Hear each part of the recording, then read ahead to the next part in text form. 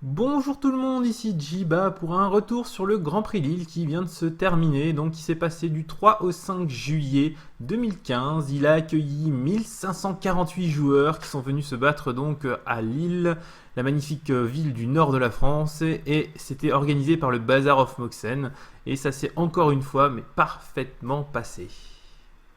Alors à l'issue de 2 jours de bataille de 16 rondes, c'est le jeune italien Claudio Bonanni qui l'emporte face à Olivier Ruel en finale, chacun jouant un deck Miracle Control dont on va parler lorsqu'on va parler du deck d'Olivier dans quelques instants. Le français le mieux classé a fini second, il a perdu en finale contre Claudio, c'est Olivier Ruel. Alors normalement Olivier Ruel, ça devrait vous dire quelque chose, vous l'avez probablement déjà vu sur cette photo lorsqu'il recevait sa bague du Hall of Fame. Oui, parce qu'il fait partie, depuis 2008, des meilleurs joueurs du monde, ceux qui ont été élus par un jury et par d'autres joueurs comme étant les meilleurs de tous les temps.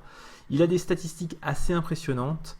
C'était son 28e top 8 de GP. C'est l'homme au monde qui a le plus de top 8 de GP. Il a également 5 top 8 de Pro Tour et donc, comme je disais tout à l'heure, il est Hall of Fame depuis 2008. Alors nous allons maintenant parler de son deck Miracle Control qui, d'après ses propres dires, n'était pas la liste optimale de ce deck, mais qui lui a quand même permis d'arriver jusqu'en finale. Alors rien qu'avec la base de mana, on se rend compte directement qu'on n'en est pas en standard. En Legacy, on peut jouer des toundras et des îles volcaniques. Il en joue 5, il joue seulement 5 terrains de base, mais c'est un jeu qui n'a globalement que 2 couleurs en fait, le rouge des îles volcaniques et qui sont cherchables par le lac de montagne bouillon sont une petite addition pour le side et pour quelques toutes petites cartes en splash main deck. Et il joue quelque chose qui est un petit peu controversé dans les joueurs de Legacy, notamment pour ce genre de jeu un peu contrôle, c'est 2 terres dévastées. Comme c'est un terrain qui ne produit pas de couleurs, c'est souvent un petit peu gênant de l'avoir, surtout quand on cherche à avoir 2 bleus tour 2 ou plus, comme on le verra dans quelques instants. Et il joue également Caracas, qui est une très bonne carte contre les jeux combo qui vous mettent des Emracules en jeu, puisque Caracas permet de remonter Emracule dans la main de son propriétaire. Donc si vous ne jouiez pas Omnicho, vous ne pourrez pas recaster d'aussitôt votre Emracule. La base du deck, c'est donc la toupie et la counterbalance. Donc c'est une sorte de combo en 2 cartes, puisqu'il y en a une qui permet de réorganiser les 3 cartes du dessus de votre bibliothèque, et l'autre qui permet de révéler la carte du dessus de votre bibliothèque pour contrer un sort qui a le même coût de mana. Donc par exemple, si vous mettez au-dessus de votre bibliothèque un mage lance-vif, vous allez pouvoir contrer tous les sorts qui valent 2 mana de votre adversaire. Si vous mettez une contemplation au-dessus, les sorts à 1, Vendillon clic, les sorts à 3. C'est donc une base contrôle, c'est aussi quelque chose qui vous permet de choisir un petit peu votre pioche, puisque la toupie va vous permettre de réorganiser tout le temps le dessus de votre bibliothèque. Et c'est un petit peu combo également, puisque ça va vous permettre de mettre Terminus ou Implorer les anges au-dessus de votre bibliothèque, et du coup de forcer un petit peu les miracles. Hein. Alors à côté de cette partie un peu combo du deck, on a le cœur d'attaque du deck qui sont les clics Vendillon, le mage lance-vif et l'implorer les anges, hein, c'est vos moyens de tuer.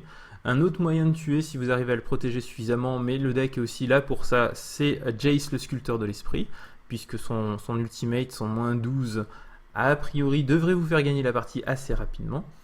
Et une fois que vous avez tous ces éléments-là, il faut quand même, puisque je vous l'ai dit, c'est un jeu contrôle, prendre le contrôle de la partie. Alors au niveau des éléments de contrôle, on a 5 contre-sorts dans ce paquet, un contre-sort classique et 4 forces de volonté. Les forces de volonté sont assez indispensables dans un format où on peut vous tuer tour 3 et où il faut pouvoir se protéger sans avoir de mana dégagé à ce moment-là. On a beaucoup de pioches, on a 4 remue-méninges qui sont très très forts avec les fetchlands qui vont vous permettre donc de remélanger des cartes de votre main dans votre bibliothèque. Et on a 3 fouilles temporelles qui sont absolument le meilleur sort de pioche actuellement disponible en Legacy, puisqu'il va vous permettre de choisir 2 cartes parmi 7 pour seulement 2 mana lorsque vous aurez cette carte au cimetière. On a également 2 pyroblastes donc qui ont l'avantage d'être un contre-sort pour un seul mana, mais que contre des sorts bleus, et de permettre également de tuer les créatures bleues, puisqu'il détruit des permanents bleus. Et enfin, on a 4 retours au pays qui vont vous permettre de vous débarrasser des créatures les plus gênantes. Alors n'étant pas un expert en Legacy, je vais vous laisser la liste du side, les 15 cartes qui la composent une à une, mais sans trop la commenter. Je pourrais vous dire qu'usure déchiqueture, ça sert à détruire des artefacts et des enchantements, mais ça ne vous aiderait pas beaucoup, c'est marqué sur la carte. Déluge irrité, ça va servir contre les jeux combo et contre les jeux contrôle, dans les miroirs de contre. Mais je pourrais pas vous dire carte par carte exactement quelle est sa place dans le metagame et dans ce deck en particulier. Je vous laisse donc avec la liste et on se dit à une prochaine fois pour le prochain GP en France.